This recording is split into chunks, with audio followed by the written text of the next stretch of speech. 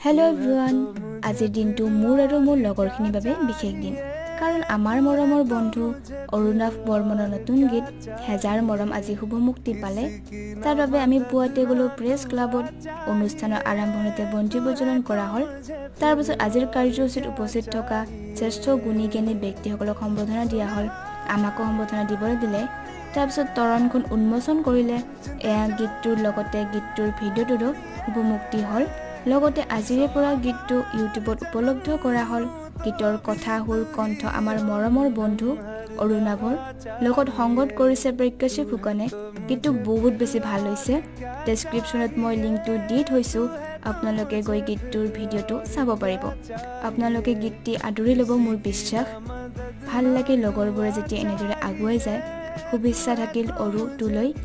লগতে হেজাৰ মৰমৰ টিমটোলৈ এইটো আছে মিনি ব্লগ বাই বাই